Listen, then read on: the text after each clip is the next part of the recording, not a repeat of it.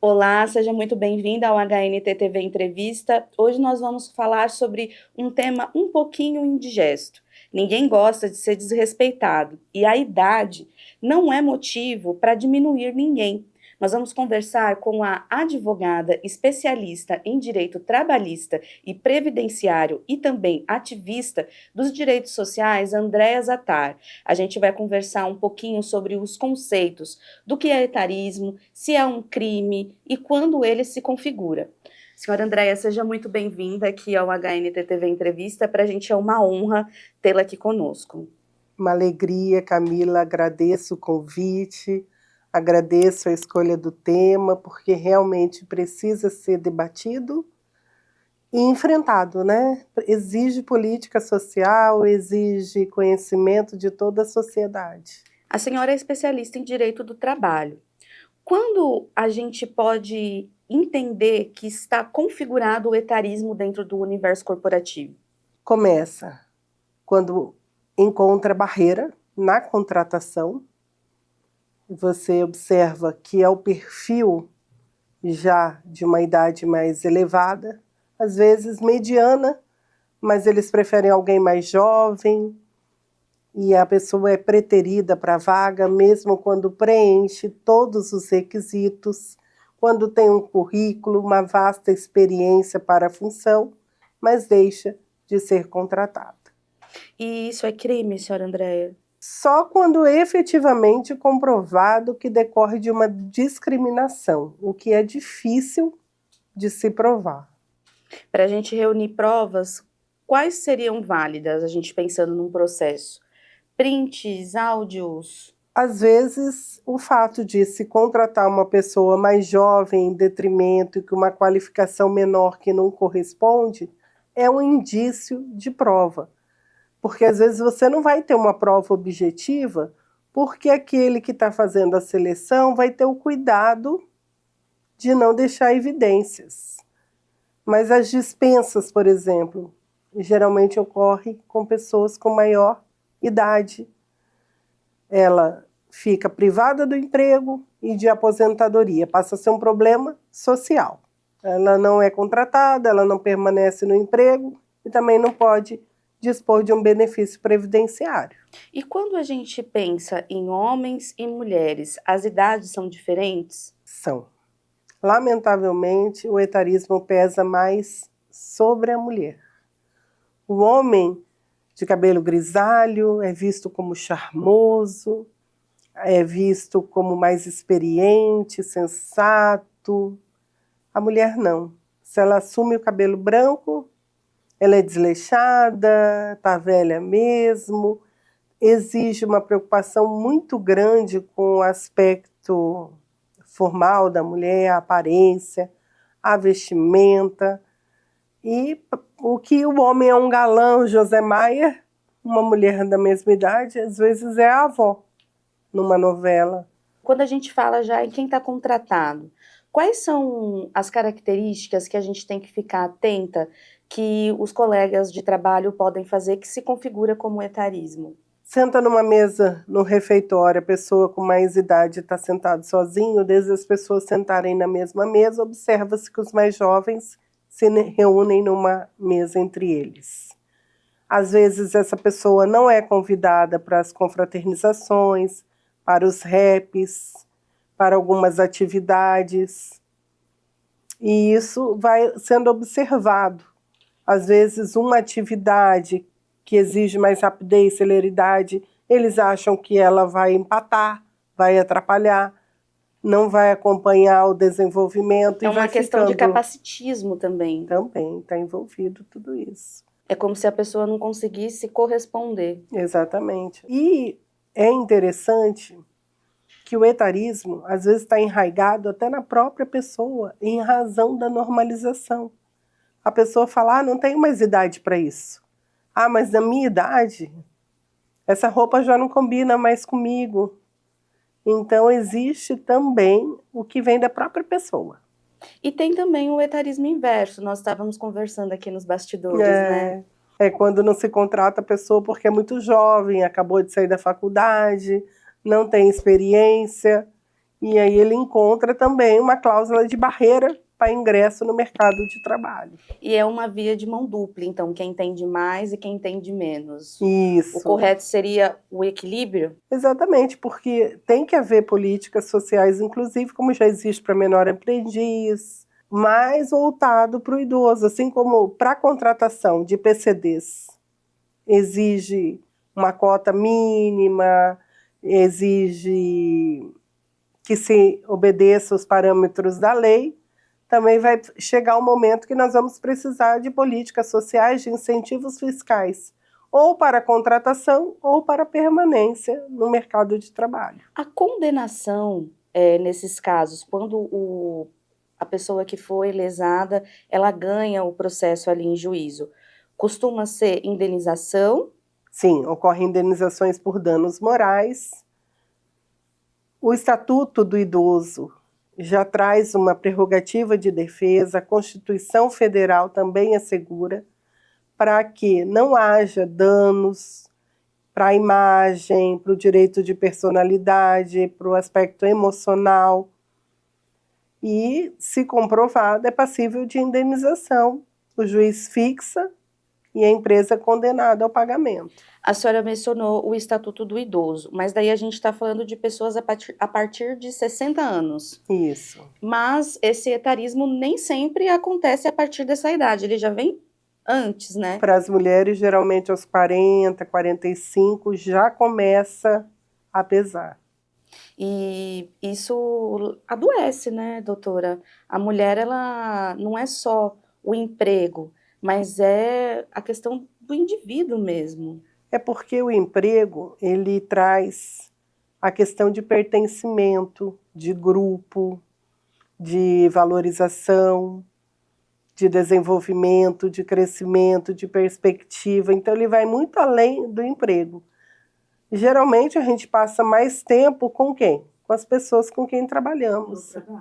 Né? Às vezes, até mais tempo no trabalho do que com a família. Então, quando, de repente, ela é extirpada do ambiente de trabalho, é retirada, ela perde os amigos, perde o contato, perde uma rotina. Tudo isso traz danos psíquicos, emocionais. Alguns precisam, inclusive, de tratamento. Então, é um efeito dominó. É uma coisa comportamental que afeta a saúde mental também. Sim, influencia muito, é visível, entendeu? E, às vezes, os colegas que causam não percebem, fazem com naturalidade, porque, como eu disse, é um viés, um paradigma que já foi criado pela sociedade. Já foi normalizado. Exatamente. A gente sabe que a população do país, segundo o IBGE, ela está caminhando para ter mais idosos do que jovem. Um balanço liberado agora, em abril, apontou isso, que caiu o número de jovens de uma forma significativa e de idosos subiu. E, às vezes, nas empresas, a gente tem mais de 2 gerações compartilhando ali o mesmo ambiente. A gente sabe que, às vezes, as ideias divergem, né? Mas como que os gestores podem equacionar essa situação? Então, valorizando a experiência, entendeu? Dizendo o quanto ela é importante. E assim como as ideias novas de jovens, as tecnologias, os impulsos são importantes, a experiência também. São 2 pontos muito importantes, porque as pessoas de 60 anos de hoje são os analógicos, que evoluíram para o digital e estão conseguindo acompanhar essa evolução. Né? Nós tínhamos o telefone pregado à parede, hoje temos smartphones. Quem é que ia imaginar se venda em tempo real em ligações telefônicas, né? E ligando gratuitamente, Sim. né? Antes era tão caro o acesso a conversas, né, por telefone. Ter um telefone era muito difícil, Sim. né? Eu lembro que minha mãe, quando comprou o primeira linha, na verdade, quando ela vendeu, ela fez uma reforma em casa. De tanto dinheiro que era naquela época. Vendia-se as ações, inclusive, você se tornava acionista, né? O que ocorre? Nós fomos criados num paradigma de fases. Já começou a falar, já começou a estudar, já está lendo, já está namorando, já está casando, trabalhando, aposentando, como se existissem fases que devessem ser cumpridas. Só que não houve a preparação para a fase do envelhecimento, a fase pré-madura. Nós, que já estamos chegando, não espalhem. Não tivemos um preparo para viver isso. Eu também já estou caminhando aí para os entas. Então, e ninguém nos preparou para isso. Mas a verdade é que, se você não enfrentou uma discriminação de gênero, uma discriminação de raça, uma discriminação de classe social, do etarismo você não escapa, a menos que envelheça precocemente. E, doutora, a senhora acha que pode haver, assim, algum buzz, alguma mudança? Porque a gente está vendo que as pessoas estão continuando a trabalhar, né? Com aí os seus 70, 60 e pouco, as pessoas não querem parar. Às vezes elas aposentam para garantir a sua renda ali com o INSS, mas elas continuam fazendo outras coisas, porque o idoso hoje, a faixa etária não, esqueci o termo, a, esqueci o termo, como que é quando a média de vida do brasileiro, ela está muito diferente, né, do que há 30 anos atrás. As pessoas estão vivendo mais, com mais qualidade de vida, então elas querem continuar. Será que em algum momento a senhora avalia que isso possa acontecer? Dos idosos serem absorvidos, ou até mesmo por não haver pessoas suficientemente jovens para ocupar essas vagas e os idosos sejam absorvidos. A gente observa em algumas empresas que elas já estão adotando a política de contratar pessoas com uma idade mais elevada. Você já observa em caixas de supermercados, você já observa nas recepções de clínicas. E olha, como é gostoso você chegar e ser acolhido por uma pessoa, receber um abraço, um afeto. E essas pessoas, elas estão mais preparadas para esse carinho, você chega e encontra, né? Então, eu acho muito importante que não se faça essa exclusão, tanto no social, quanto no aspecto profissional. A senhora tem, assim, uma experiência muito ampla dentro do direito trabalhista e já deve ter escutado vários desabafos. Teve algum com relação ao etarismo que te marcou? Teve, de uma jornalista bem famosa no nosso estado, bem conhecida, que atuou num grande vínculo de canal de comunicação e que, de repente, se viu afastada do trabalho e com dificuldade de retomar, de ser recontratada, enviou currículo para diversas emissoras, atividades similares, e está encontrando uma barreira muito grande para recomeçar a vida profissional. Para conseguir a recolocação. Recolocação. É preciso muita resistência, doutora?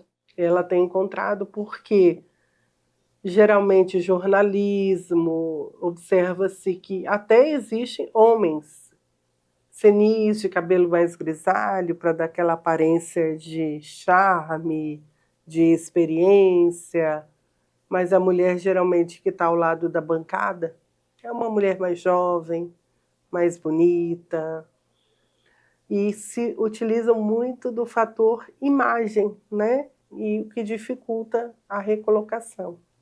Doutora, e partindo para outro assunto, a senhora tem um projeto que é o Grupo Solidário. Amigos Solidários. Explica para a gente um pouquinho do que é, quais ações a senhora faz. Então, nós estamos completando esse ano 15 anos de ativismo. A gente percorre bairros, comunidades, instituições. Fizemos nesse sábado a Páscoa Solidária. Reunimos em torno de 120 crianças, distribuímos chocolates, brincadeiras, lanches, picolés. É um grupo de amigos. Um amigo que chama um amigo, que chama outro amigo, e a gente cria o projeto, apresenta, e quando a gente vê, já está pronto, já estamos levando para a comunidade, e é uma satisfação muito grande, entendeu?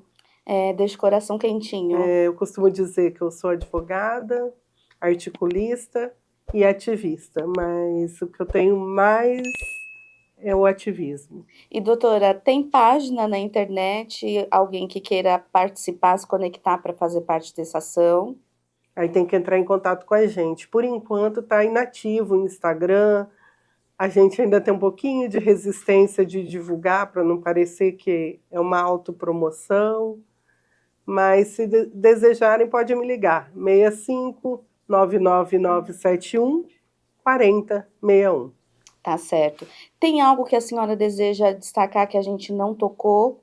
Lembrar a todos da conscientização, da necessidade de se rever conceitos, de estar preparado, porque ninguém vai ser jovem sempre. Todos nós vamos enfrentar todas as etapas, vamos superar.